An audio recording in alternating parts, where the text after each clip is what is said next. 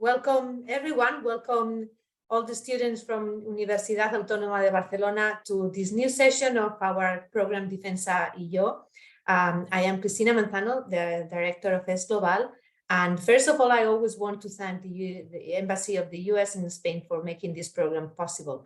As you may know, we have been partnering with the Embassy and with as many as 16 universities in this third edition to foster the culture of defense, to share with all of you what security and defense means nowadays in our democratic societies.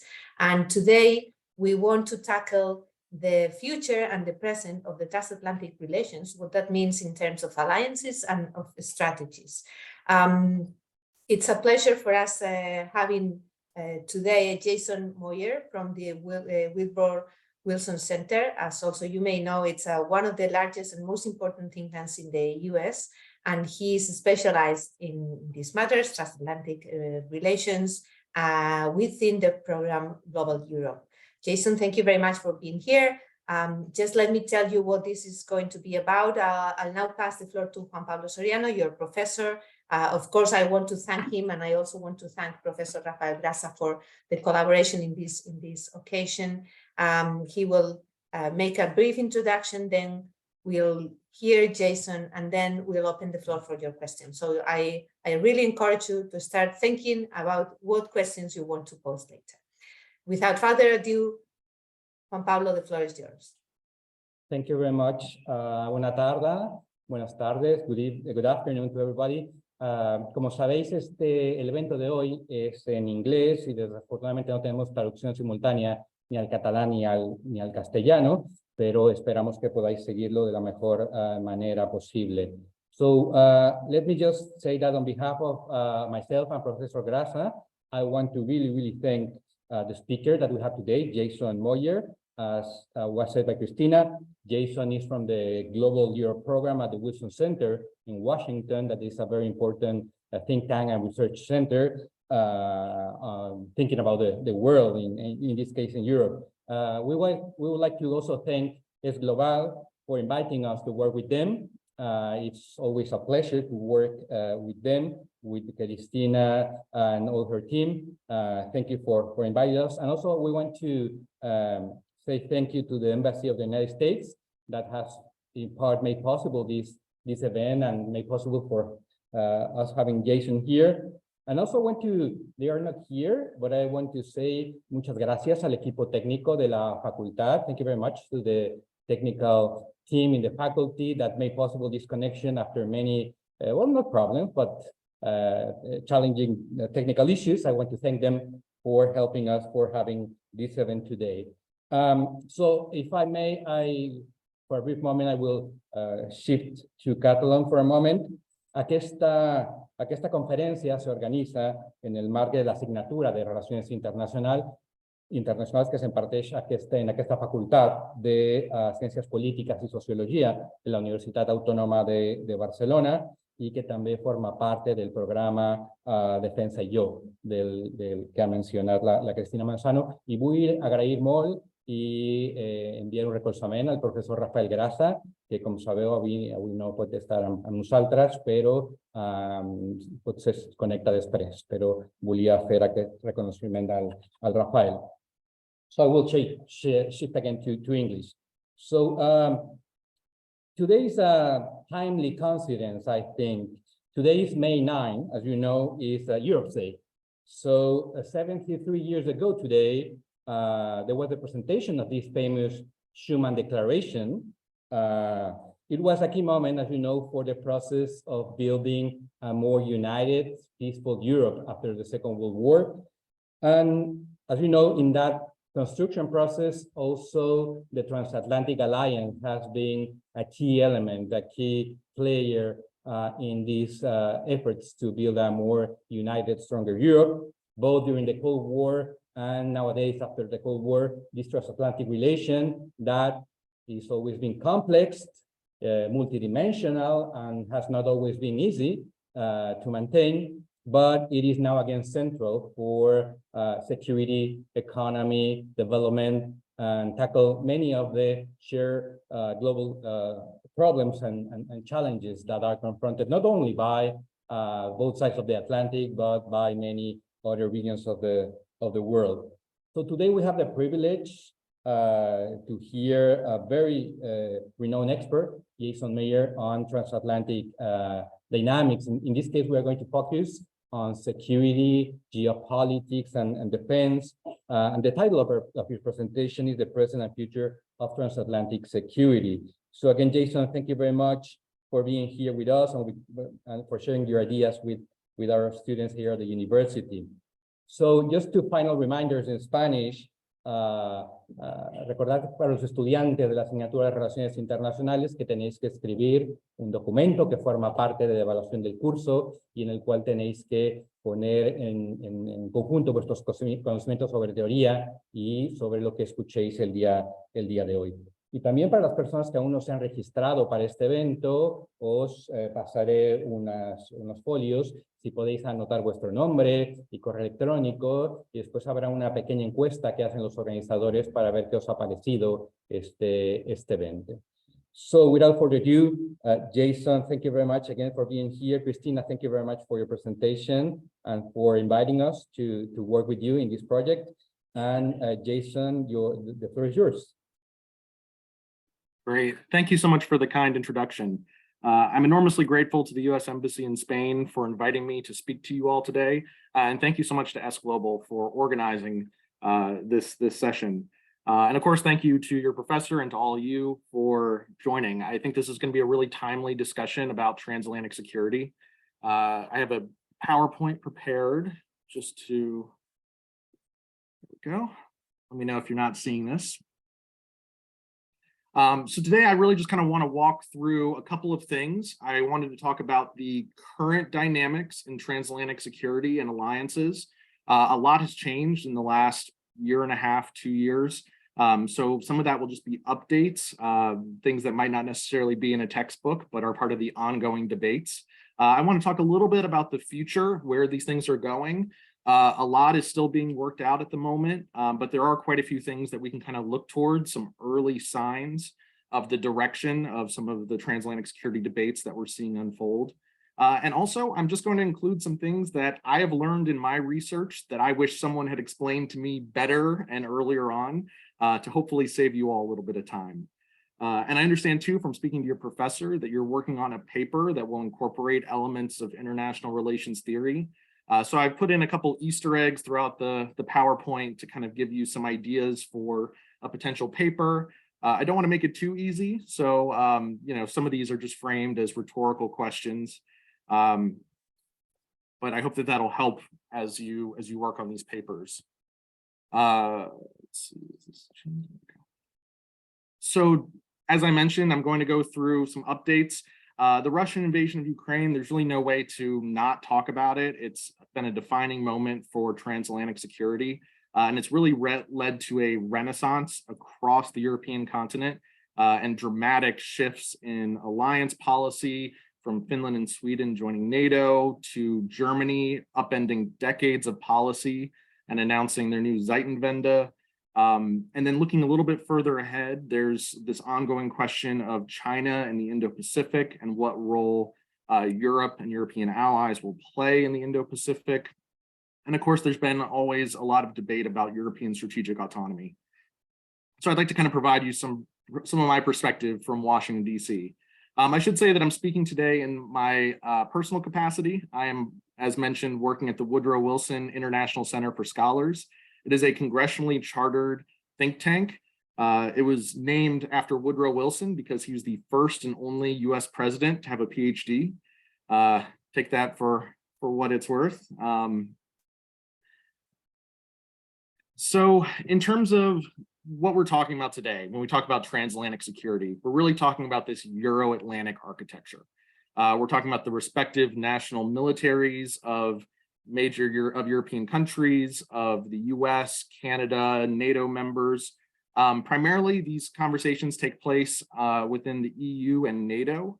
So that's going to be kind of the focus of the presentation. But I do think it's really important to flag there are other mechanisms for cooperation within this transatlantic security architecture. The UK Joint Expeditionary Force is relatively new. It's been around for about 10 years now, and this is a UK-led initiative that includes the Nordic states, the Baltic states, Netherlands. This has been a really interesting kind of platform that's emerged and is worth looking into if you're curious. And then, of course, there's AUKUS. I don't know how much you've been following the debates around AUKUS, but it's been quite an interesting road. Initially, Australia had been partnered with France to provide nuclear submarines, but in the end wound up partnering with the UK and US for their nuclear submarines. We can get into this a little bit more later. But this interesting kind of trilateral defense cooperation has proven very interesting. Just about a month or two ago, the UK, US, and Australian leaders were in California, and they announced a lot of details surrounding what this cooperation will look like. But as I mentioned, I really want to focus in on NATO and the EU. NATO is now up to 31 members now that Finland has joined. A lot of countries will start out in this, what's known as the Partnership for Peace program. This is often seen as kind of an intro or a gateway to NATO membership. It's not required, but you see a lot of countries who are not necessarily willing to commit to become full alliance members, join the Partnership for Peace early on, and then eventually transition into becoming full members. We are hot off the heels of the 2022 Madrid summit, where the strategic concept was released. This is the first time that this document has been updated. The strategic concept is seen as kind of a guiding document for NATO. It largely kind of dictates the mandate of the alliance, and it hadn't been updated since, I think, 2012 before that. So it really needed to be updated and refreshed. It's worth looking at that document as kind of a sign of where NATO is going, where they see their current mandate, where their priorities are. And then looking ahead, in July, we will have the next NATO summit in Vilnius. I've been asking around, kind of trying to get a sense of what are some of the priorities going into this summit.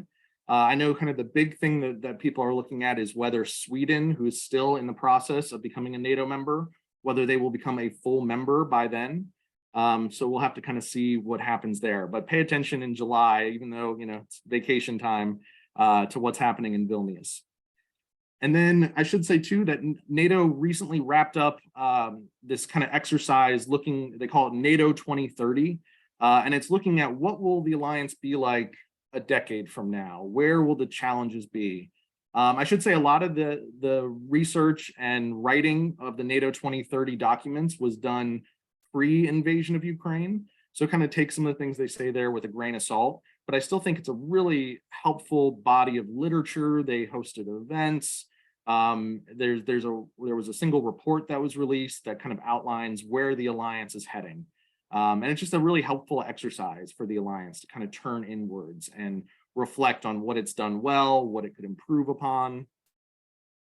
And then, of course, there's the EU. The EU is kind of this new security force. Traditionally, the EU has been seen as more of an economic and political union, initially an economic union, and then it's transitioned into becoming more of a political union. But kind of the military angle was always missing. There was this, it's formally been a part of the Common Security and Defense Policy since the 2009 Treaty of Lisbon.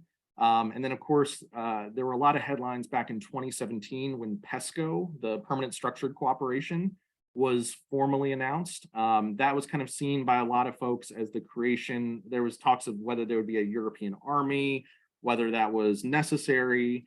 And then, of course, with the Russian invasion of Ukraine, it's really kind of cemented the EU's role. For the first time, they are providing military assistance. They are providing arms. They are providing not just financial support, but actually pooling their resources as a bloc to purchase munitions. This is really kind of a dramatic change in the last year. And this is all being done through the European Peace Facility, which is created as kind of an extraordinary budget vehicle to allow for some of these purchases and for some of these implementations to support the Ukrainian people in their conflict. This is all, really kind of like shocking stuff. It was best kind of codified in the strategic compass that came out last year. This was the equivalent of the strategic concept before the EU. This is the first ever military security outline of where the EU wants to position itself. It had a lot of really interesting timelines of where the EU would need to be in certain developments of its military capabilities in the years ahead. It's definitely worth looking at if you haven't already. It's a fascinating document, and we're coming up on the 1-year mark. And I know that there's going to be kind of an internal EU review to find out how many of these benchmarks have been met, where things will need to continue. The first ever joint EU military exercises will also take place later this year. And of course, we know Spain has the EU presidency in the second half of 2023 and will be presiding over these military activities. So it's just a really interesting time to kind of look at the EU as a potential security actor.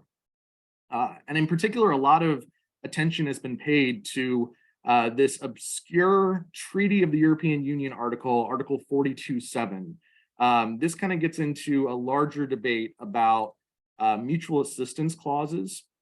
So Article 42.7, I put the text here side by side with the famous Article 5 of the NATO Treaty, which says, an attack on one is an attack on all.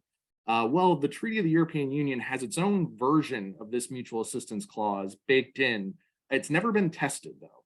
So as Russia invaded Ukraine, a lot of European countries, especially on the eastern flank, Poland, the Baltics, really kind of sought to highlight this Article 42.7 and whether this would be something that could ever be implemented.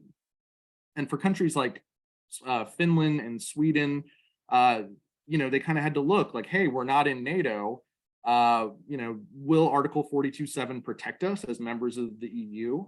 And ultimately, they opted to join NATO, which we'll talk about a little bit later in this presentation.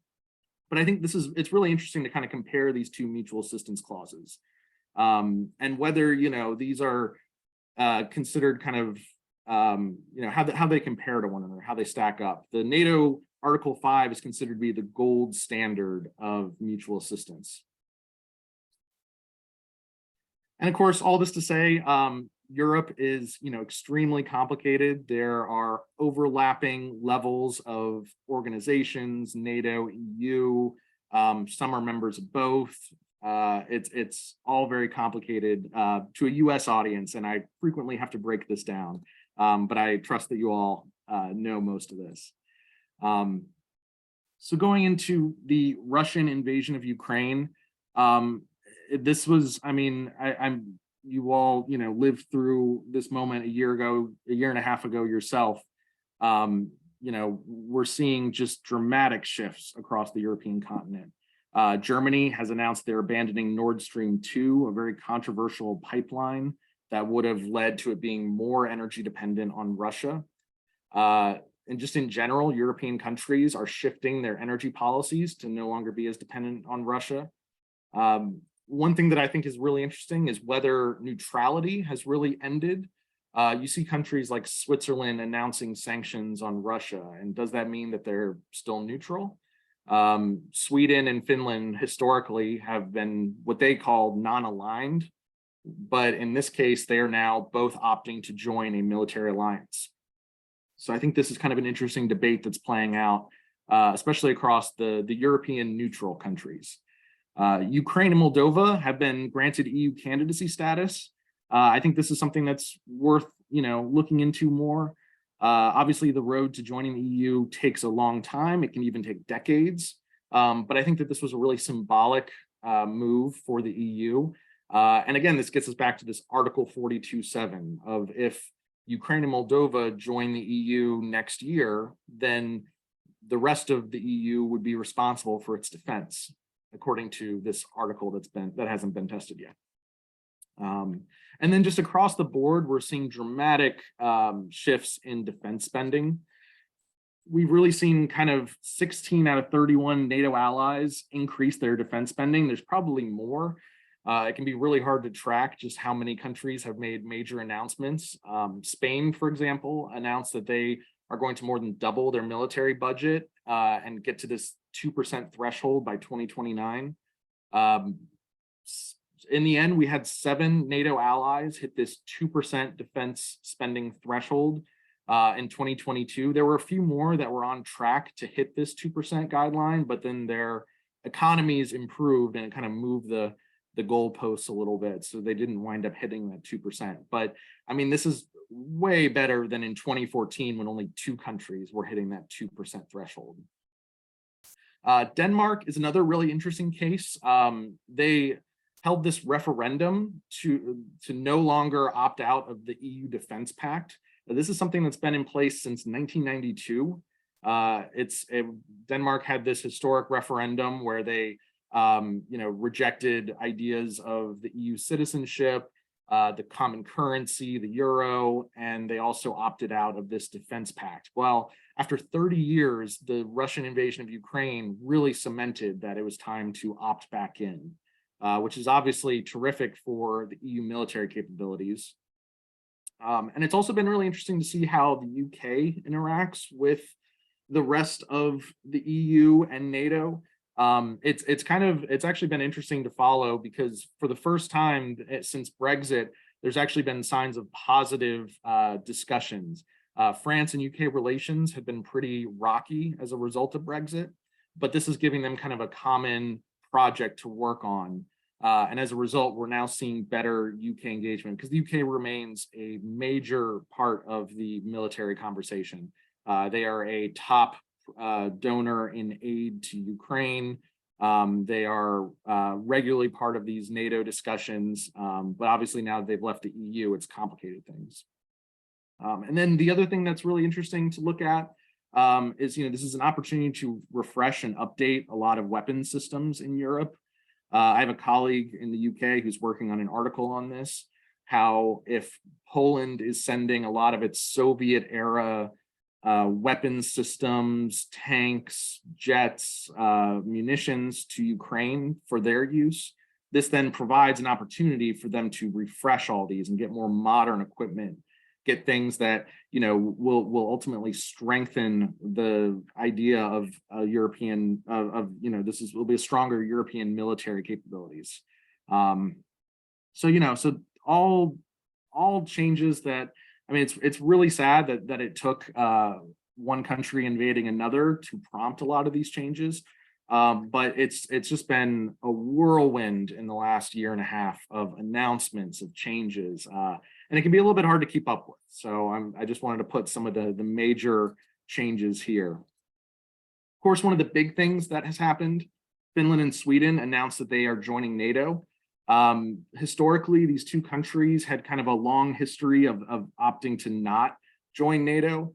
Sweden was more favorable towards NATO. They usually hovered at high 30%, low 40% of public opinion.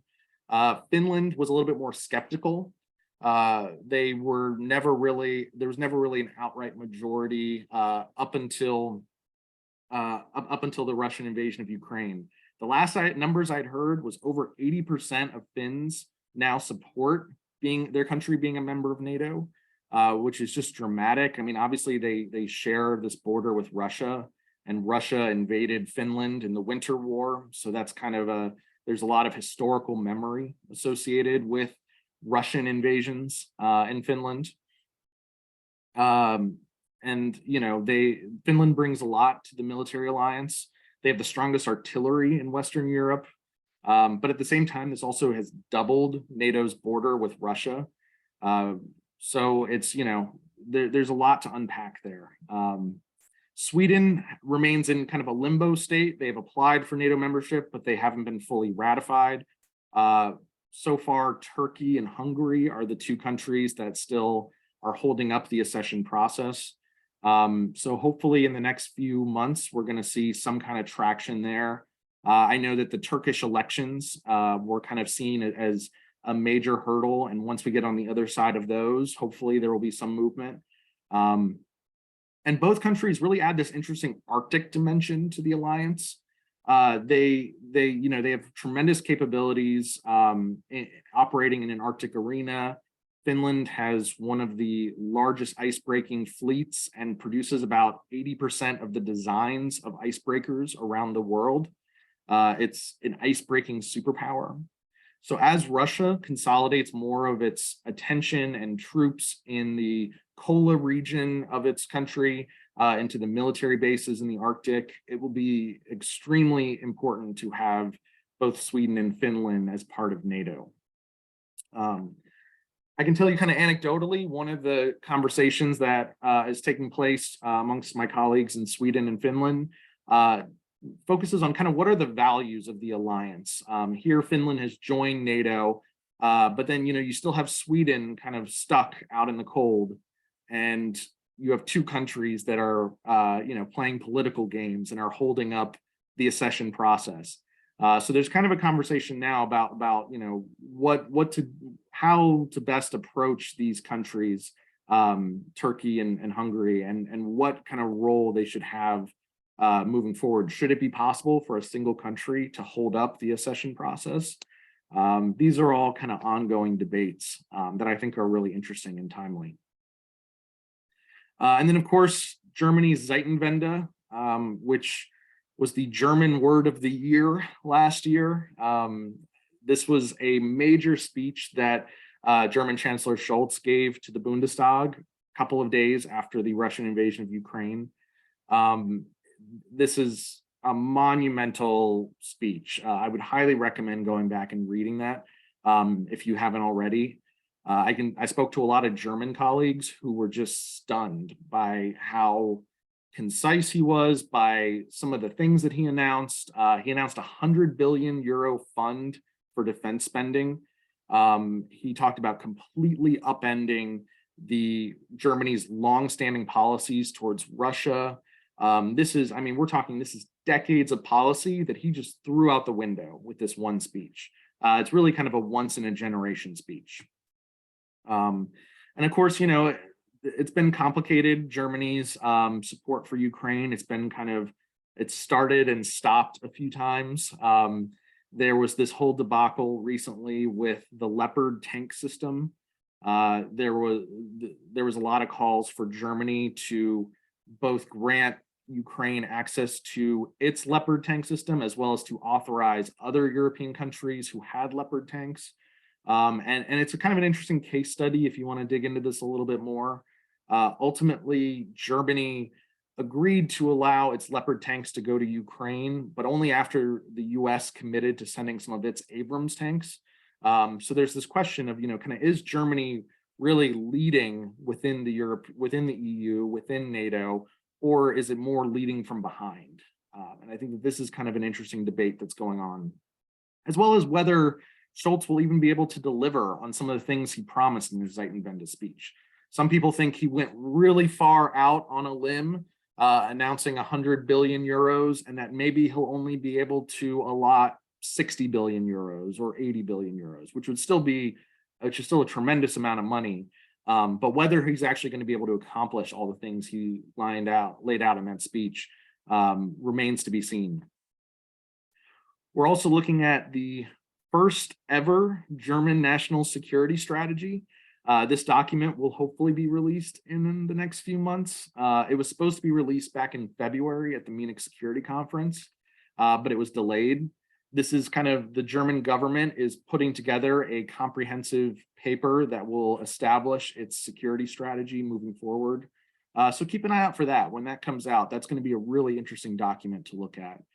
It's just going to clarify a lot of the things that we've been looking at with Germany, and whether there's kind of this, whether there's really much of a sense of German leadership and what the state of the German military is in. I can tell you anecdotally that Germany didn't have much of a intergovernmental discussion process, and so that's being developed kind of at the same time as this national security strategy. And these national security strategy documents are really interesting to look at, and you can especially look at how they've changed over time. A great example of this is looking at China and the Indo-Pacific. There were 0 mentions of China in the 2010 NATO strategic concept, and then it was mentioned 10 times in the 2022 strategic concept.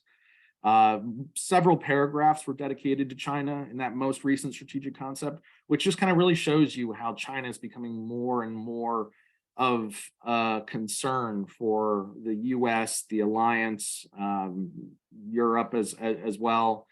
Looking at like a handful of country national security strategy documents, the UK mentioned that they really see themselves being active in the Indo-Pacific. They've kind of stressed that. France, of course, France is a little bit of a different case. They have overseas territories in the Indo-Pacific, and are actively sending ships and are really trying to establish a foothold in the region. The EU itself sees the Indo-Pacific as an important part of its future security prospects. They see themselves more as organizing and ensuring that there's frequent naval deployments to the region by EU member states, more so than actually coordinating things themselves. We talked a little bit about AUKUS. AUKUS is meant to provide greater power projection into the Indo-Pacific. It obviously incorporates Australia as kind of a base in the region, as an important power projector. And really, we're going into the G7 in the next week or two, and there've been a lot of talks about kind of taking a united approach to China, and there were these very controversial military exercises that China conducted around Taiwan recently, and whether this is any kind of sign of how China might respond in the future. And of course, this is not something that is universally agreed upon in Europe. This is something where individual European countries would rather focus their energies on the eastern flank, would rather focus on Ukraine, Moldova, maintaining kind of things closer to home. There's also obviously the question of kind of Northern Africa, the Maghreb region, and whether that should be kind of more of a priority for the EU and for NATO, rather than kind of going further afield. And in part, this is because there really isn't kind of a single European China policy. I'm not sure how close you were following, but European Commission President von der Leyen and French President Macron were just in China, along with Spain's leader before that. And there was there was this really interesting speech that von der Leyen gave at Merix, another think tank, where she tried to set out kind of what the EU's China policy should be. This is an important speech. I would definitely go back and look at this if you haven't read through it already. There's a lot in there. She kind of tries to state that Europe does not want to decouple with China, but more focus on de-risking, is what she said, which is kind of an interesting choice of words. So we're seeing the establishment of really kind of a common European policy towards China. And it's still something that's going to be debated for years to come. Another thing that's not universally agreed upon within Europe is this idea of European strategic autonomy. This has been touted mostly by the French government. The EU has recently kind of been promoting this more. And this is just kind of the idea of Europe's ability to defend itself without relying on the United States. And it's really important that this is complementary to NATO and EU defense objectives. A lot of people in Washington, D.C. view this as Europe decoupling from the United States, which is obviously not what's happening, but it's kind of a negative perception, especially given Macron's recent remarks. He really went out on a limb and said some things about Europe not being a vassal state of the United States and things like that. And that really sparked a lot of criticism here in Washington. And I kind of, in my mind, the way I break this down is there's almost kind of three buckets of European countries when it comes to European strategic autonomy. You have the countries that are for it, really kind of France. Finland is another one that is really pretty pro-strategic autonomy. You have the countries that are neutral in Europe and really kind of don't weigh in on this. And then you have a handful of countries that are against this idea. I would put kind of Poland, the Baltics, in those in that bucket, in that third bucket. They really want to keep the status quo. They want to keep things the way that they are. They like the idea of kind of US leadership in the region. And I think, you know, there's this really kind of pressing question of whether the war in Ukraine has strengthened or weakened arguments for European strategic autonomy. Some people say that it's, you know, finally prompting the EU to put a lot of its affairs in order in the security dimension, and that it's really something that's pushing them to be more active in the security space. Other people are saying, hey, you know, we're still relying on the US being one of the largest providers of military assistance and financial assistance to Ukraine. I think you could argue it both ways. I think, if anything, it really kind of shows that the US has a continued role to play in Euro-Atlantic security, which is not something that's always been a given, especially in the last 20 years or so, as new challenges emerged in the Middle East and in Asia. But I think that this has really kind of cemented a lot of our concerns and a lot of our goals for transatlantic security.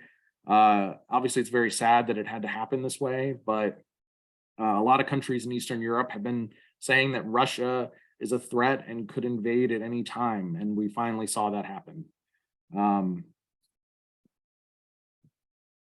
that note, thank you so much for listening to my presentation. I look forward to hearing your questions. I will answer them as best I can. I have my email down here at the bottom if you would like to keep in touch. I also tweet on Twitter about all these things that I've just talked about. So if you want to follow me there.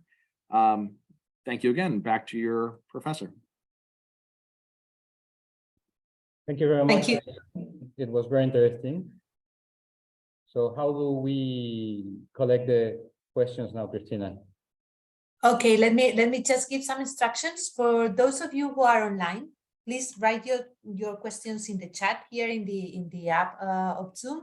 For those in the room, you just raise your hand and Professor Soriano will give you the floor. Yeah, just one thing. It was mentioned at the beginning, this session is being held in English, but if any of you has any problem, please make your question in either Spanish or Catalan and we will translate. No, don't get shy about the language. And I also want to thank you, Jason, for your presentation. Very clear, very, very synthetic, and at the same time, very useful, those questions that you've been dropping about how to link all these issues with theory of the international relations. I would like to know the opinion of the students, what they think about any of the issues that you, or any of the questions that you were making there. So, as we said, the floor is open. Do we have any question here in the? Yes, we have one. And okay. Yes.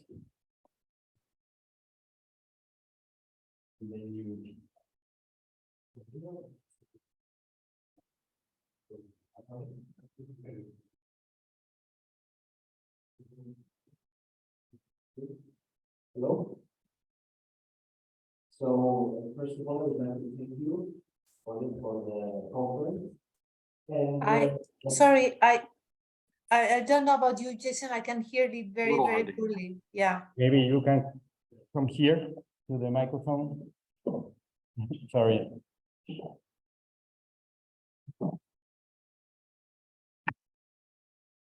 so use this. I don't know. Can you hear him now? No? Should be able to. Can you hear me now? Kind of.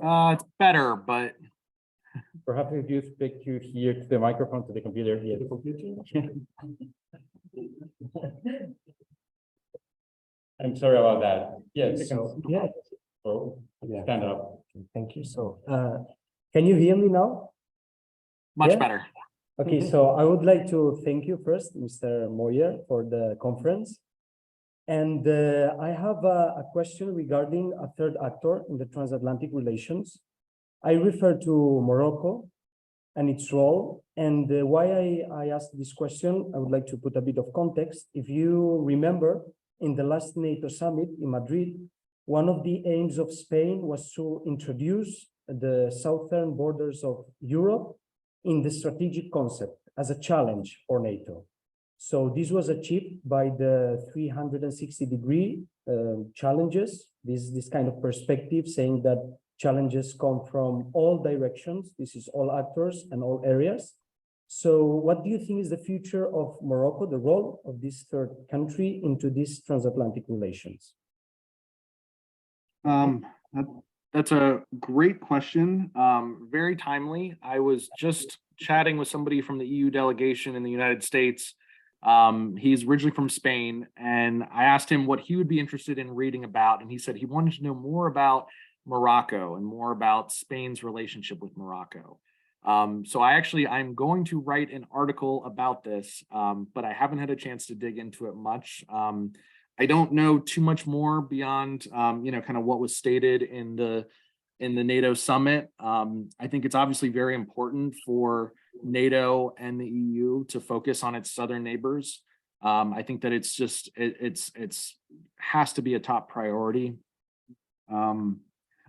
I wish I could give you more specifics, but it's not something that I'm very familiar with, but it's something that I'm going to be working on, and especially once Spain takes over the EU presidency in July, there's going to be a lot of potential for Spain to kind of drive a lot of these conversations. Especially, I know we're actually partnering with the Spanish embassy in DC to look at Spain and the EU's policy towards Latin America. So all that to say, there's a lot of conversations that are going to happen later this year. So if you'll allow me to kind of bunt on this question, to use a baseball reference, and I will get back to you. Thank you. Any other question, please, guy? Can you come to the front? Yes. I'm sorry for that. She goes first and then. What?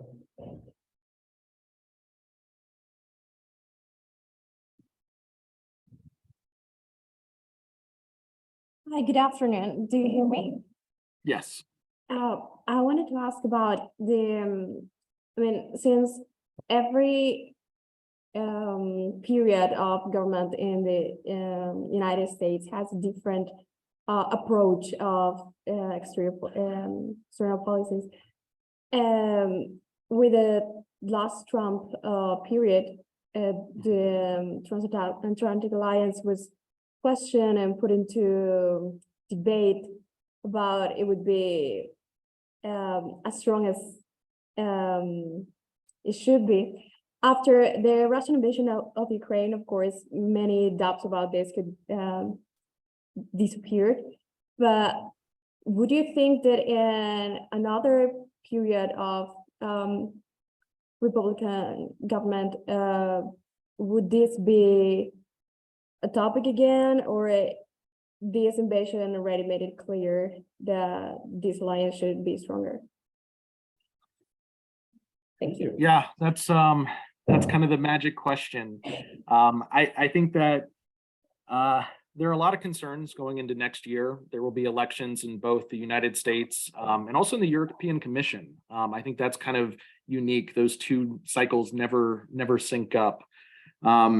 But all that to say, the Russian invasion of Ukraine has really driven home how important Europe is for the United States. I think that you really kind of saw, especially under like President Obama, there was this talk about a pivot to Asia, and he kept saying, kind of Asia was the future. Well, I think, there's the narrative has shifted in a lot of ways. We're now entering this era of great power competition of the US, Russia, China.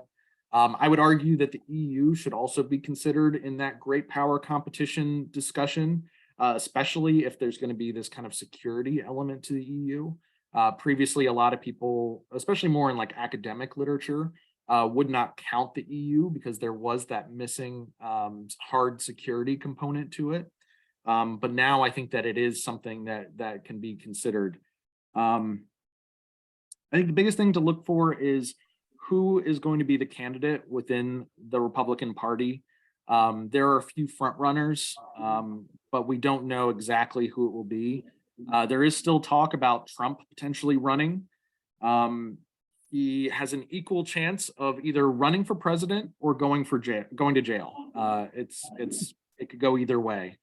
I think that, you know, the kind of conservatism that he was promoting, this isolationist US policy, it is still very popular in the United States. This idea that we shouldn't be involved in overseas wars, we shouldn't be involved in, you know, what's happening elsewhere. We should focus on our own country.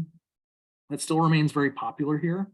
But, you know, I think we're going to have to kind of see what happens. One thing that has really been comforting to me is as I travel around the United States, I have family all over the place. There really is a lot of interest in Europe and in you know, offering security assistance to Europe. I think that that's something that hasn't really been as questioned here. And that's very reassuring, because that's been kind of the long-term concern, is as the Russian invasion of Ukraine continues, will support within the EU waiver, will support within the United States waiver. I think Russia's goal is to make this conflict go on as long as possible, in the hopes that people will lose interest. But on the United States side, there's still a lot of interest in supporting Ukraine and being active in the region. So all that to say, there's always, you know, a chance that a new Republican administration might come in.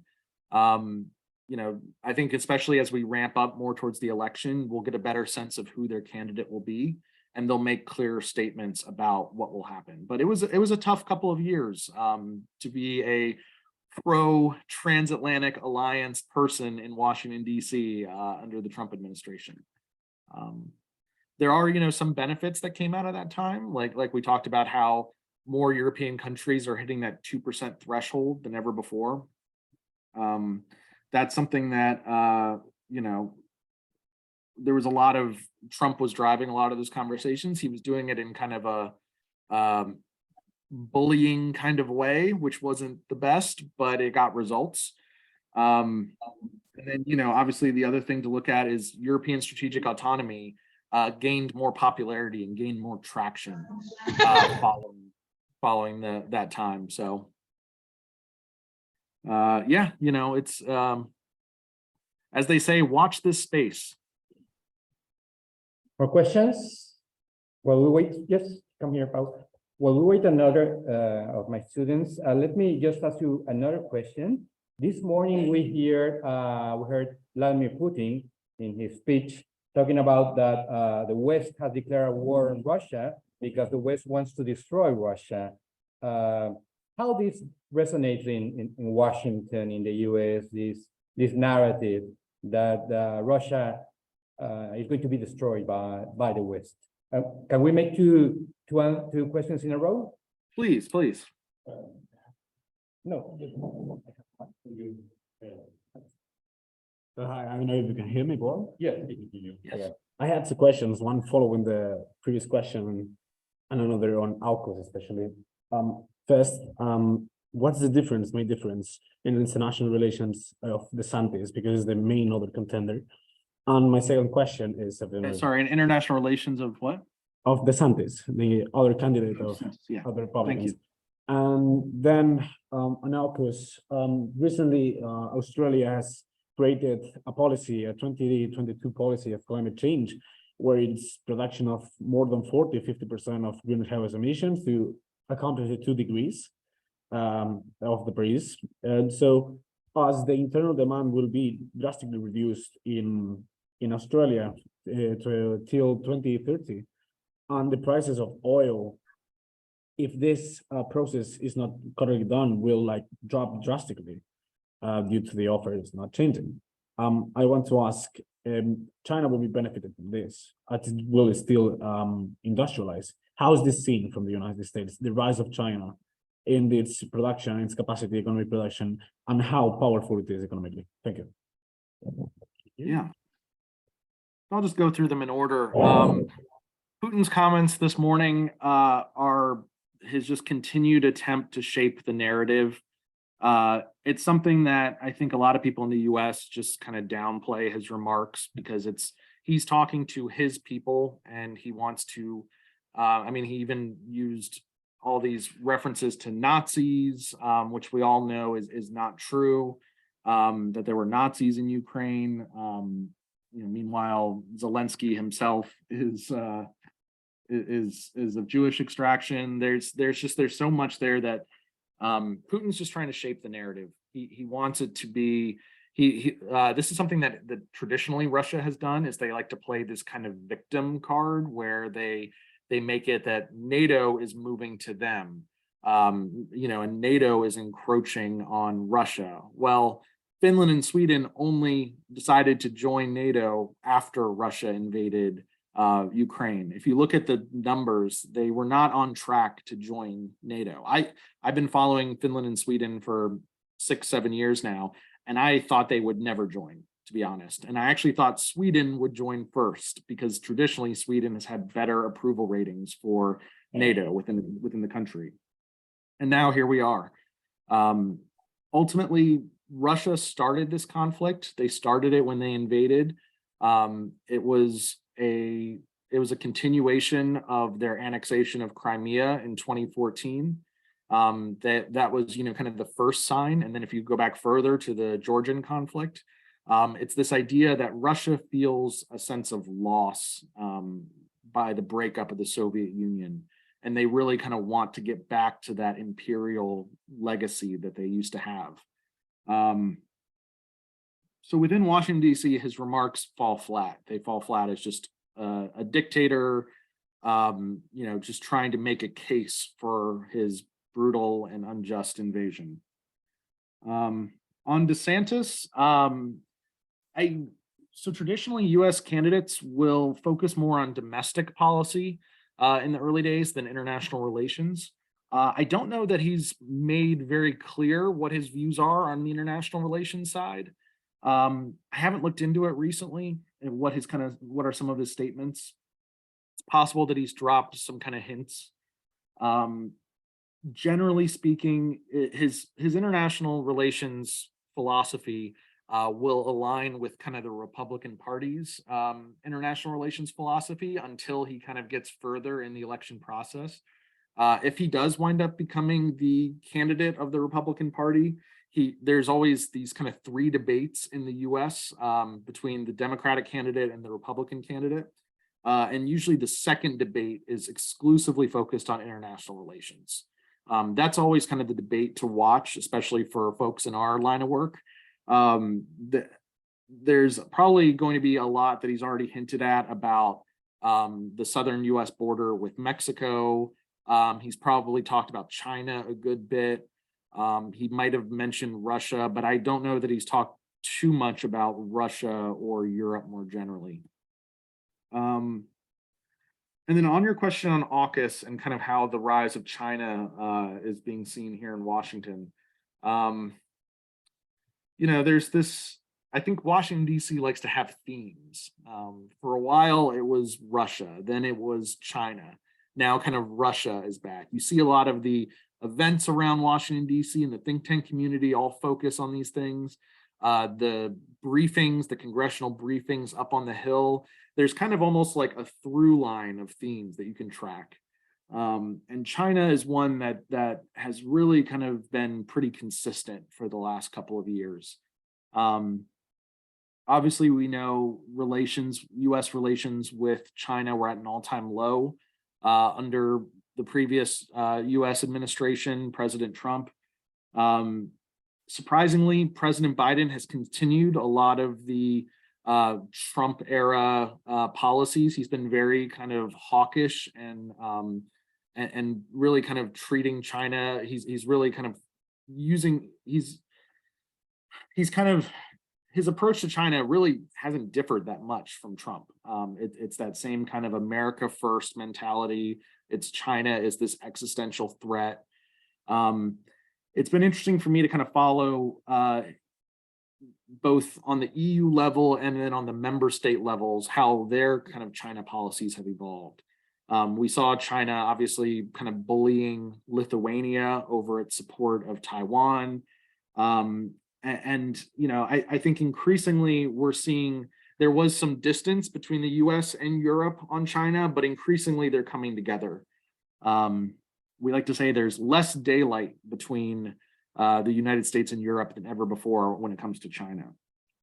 And part of this is just, you know, we have our respective individual relationships, the economic relationships, the political engagements.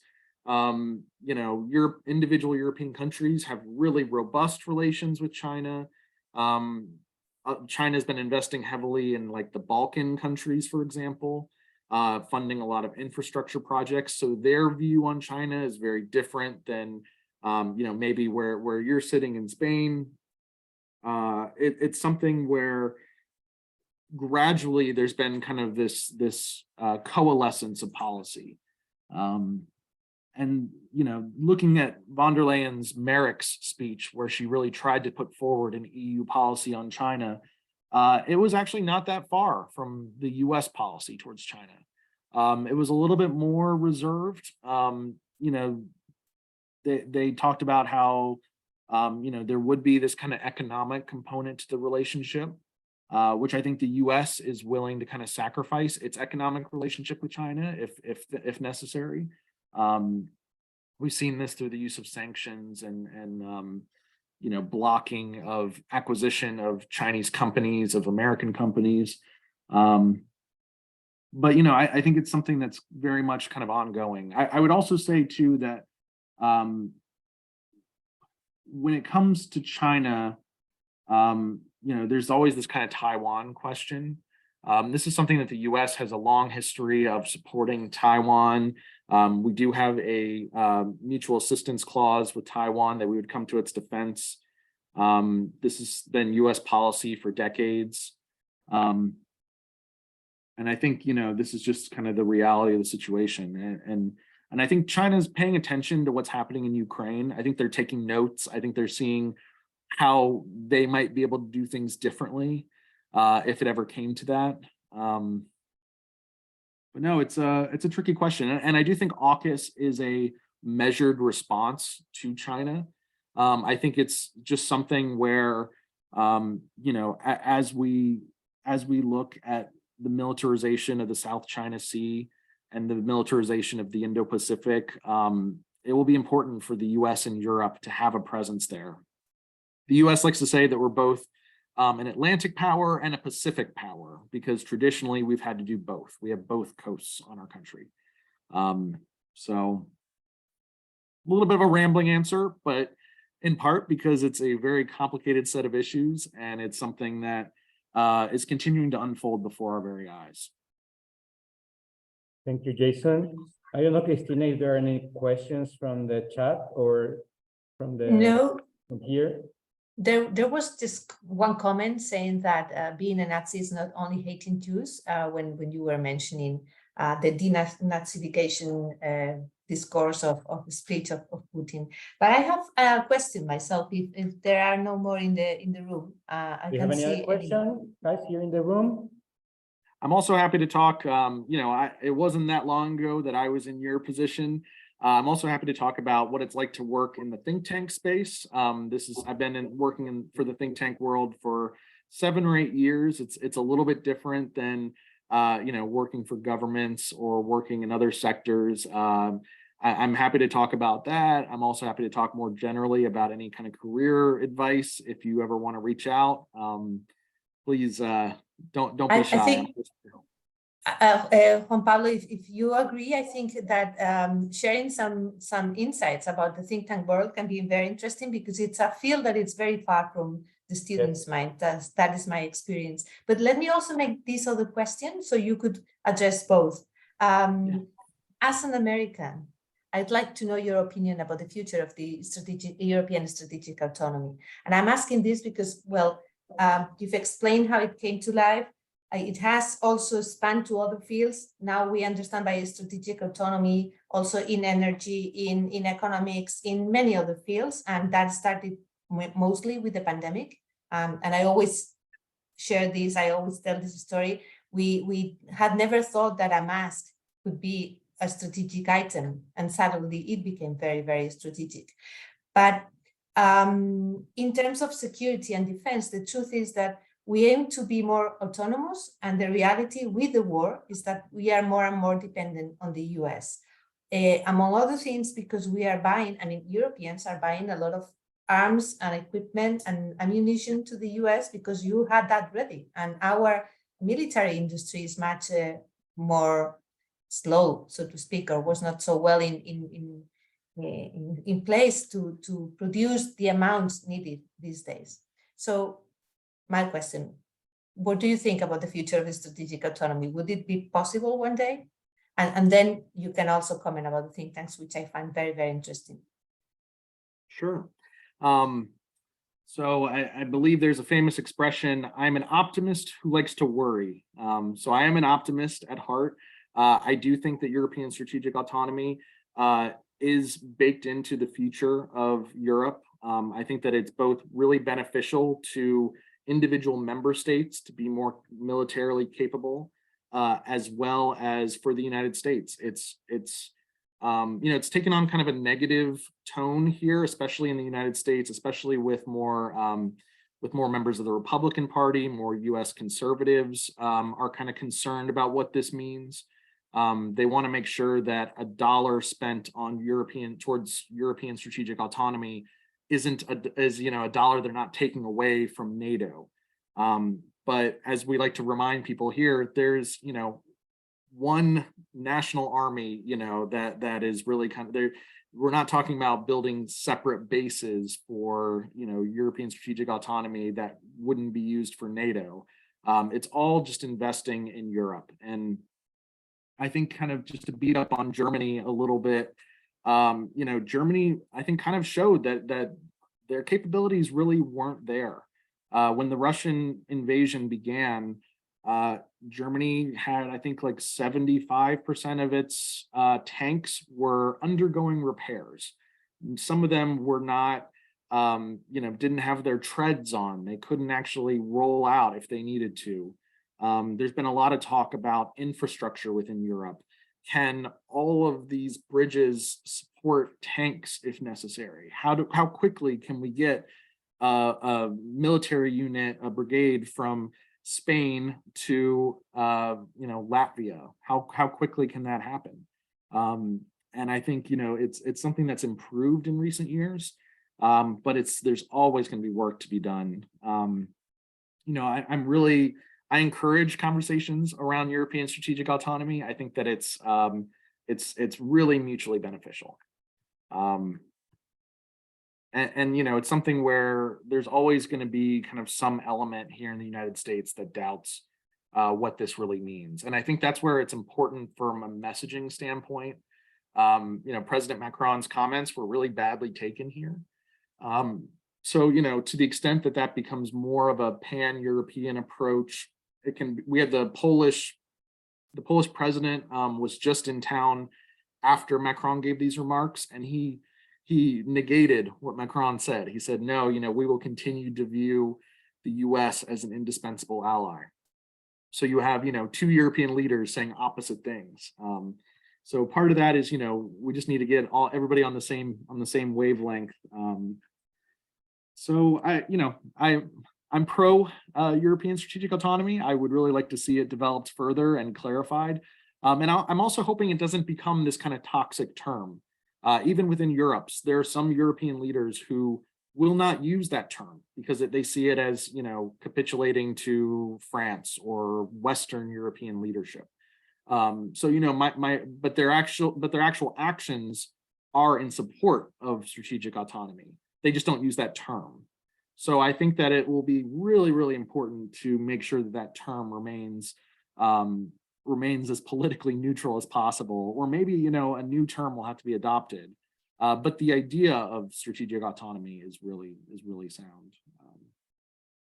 So yeah, just a brief bit about think tanks.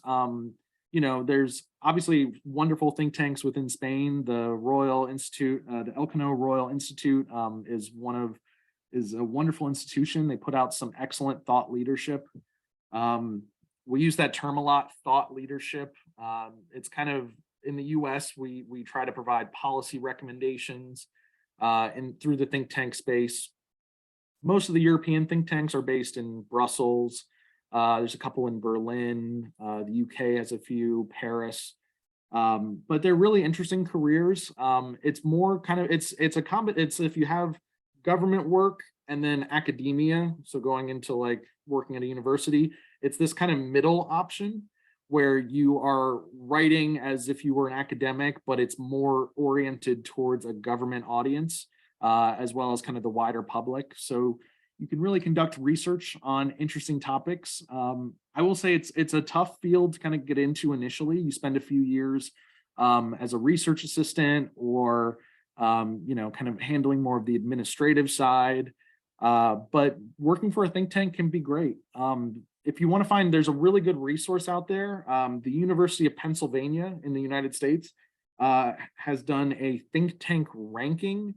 Unfortunately, the professor who created it is no longer updating it. But if you find the most recent version, I think from like 2021, 2020, you'll see he has a really comprehensive list of think tanks throughout both the United States and the wider world. So it can give you some ideas of some of the places to look into. I regularly, interact with embassies. I regularly am in touch with US government officials. We have European government officials come to visit. We host them both for private and public roundtable discussions. That can be really interesting. We're trying to get Josep Borrell to join us in Washington later this year as part of the Spanish EU presidency. It's a really interesting line of work, and I would definitely encourage you to look into it, even if it does require a relocation to Brussels or something else. I think it can be a really nice way to write and get your work out there in the world. Jason, in terms of the skills you need in order to work in a think tank, which are the key skills you will mention? Yeah, so when you first start out, you will be doing kind of more research. So I really would say, pay attention to how to conduct research efficiently. Writing, you have to be able to write in this space. Writing clearly is always kind of a goal. I try to write as if, my grandpa who just watches the news all day and hasn't traveled much, so that he can pick it up and read it and understand why something is important. Without bogging him down with too many details. So I think, really being able to write and research is key. You need to be really organized as well. Usually kind of the introductory job, the entry-level job will be very administrative in nature. There will be booking travel, there will be managing a calendar, some stuff like that. We all have to do that for a few years. Planning events in particular can be very challenging if you're not organized. So being able to kind of put things like that together. And then just I'd say creativity is also key. It's a very entrepreneurial mindset in a lot of the think tank spaces, especially some of the smaller think tanks. You can come up with just a project or an article idea, and you can really kind of run with it, which is unique. So for example, I'm trying to start up a project that will look at China's influence in Western Europe. So I'm picking a handful of countries to focus in on, and I'm going to be commissioning papers for it. We're also working on another project on the US-EU Trade and Technology Council, and what role that will play kind of moving forward. How effective has it been? What are some of the deliverables? We're getting papers from both Americans and Europeans to kind of weigh in on this, because that's been kind of a really interesting talk shop for a lot of the ongoing trade and technology disputes that we're having. So being very entrepreneurial on top of that. If that sounds like it might be of interest to you, definitely look into the think tank world. If I may, Jason, I would also add the capacity of presenting, giving briefings and talking to people, because much of the work, once you've done the research, is to defend that research, to present it, to debate it with other people. And that is somehow different from the pure academic world, where the oral skills are less needed somehow, if you are a pure researcher. Agreed. And I will say too, in the United States, at least, it's kind of expected that you have a master's degree. on top of, an undergraduate degree. So just that's another thing to keep in mind is, as you're looking into your future career projections. I found it helpful to look at people whose career I wanted to have, and then I kind of worked backwards from there. What schools did they go to? Where did they spend time? What were some of the skills that they picked up? I mean, language skills are also very important. Most of the think tank world operates in English. I think the Elcano Institute does kind of a combination of both Spanish and English. And I don't know to what extent they publish in Catalan as well. But all that to say, I think kind of it's important to be able to present and be able to share your ideas with the world. I want to invite you, all the students, to visit CIDOC's website, because that is the main international relations think tank in Barcelona. It's very well known Europe-wide also, with a lot of very interesting works there. They publish in English, they publish in Spanish, and they also publish in Catalan. So yeah, the 3 languages are there. Not everything is published in the 3 languages, but depending on the topic. And it's a very nice place, and I'm sure you'll also be able to attend some of their events. Very, very interesting. Listen, before we end, you just mentioned something that brought up another topic, which I think it's worth sharing with the students. You mentioned the US Trade and Technology Council. Why don't you say something about the problems, so to speak, that the IRA has caused, the Inflation Reduction Act, and the accusations from some European instances of protectionism, and how it is impacting or not the transatlantic relation? Yeah, the IRA was kind of a really interesting saga to watch unfold. It started out as being very heavily criticized, especially by European allies. And then kind of there was, as they looked into the language of the text more, there were actually some things in there that they liked. And I know that to a certain extent, a lot of the EU and European countries are looking into doing kind of their own version of the IRA, which we'll have to see what happens there. But no, the US-EU Trade and Technology Council is a really interesting vehicle. It's a non-binding kind of, they call it a talk shop because it's meant to get together. They have 10 different working groups that focus on all of the major issues in trade and technology, in the trade and technology relationship between the United States and Europe. This was proposed by the EU after the Trump administration. So this was kind of seen as an attempt to get the conversations started again, to work through some of these issues. I think kind of one of the real strengths of the TTC is that it's helped to work through a lot of the smaller irritants in the transatlantic relationship. Obviously, some of the bigger trade issues remain unsolved. They're still ongoing.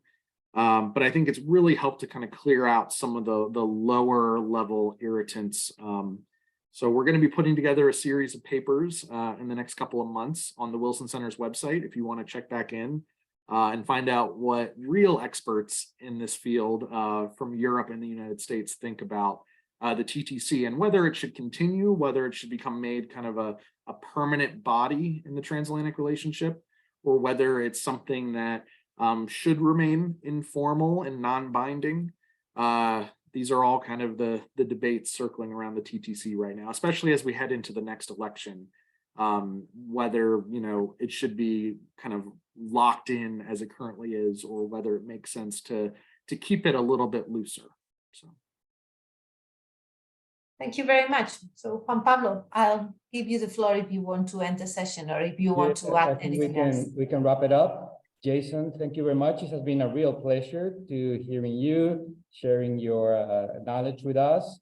And I guess we can clap from here. I don't know if you're going to hear it, but if we can clap really loud, perhaps you can hear it. So. Thank you.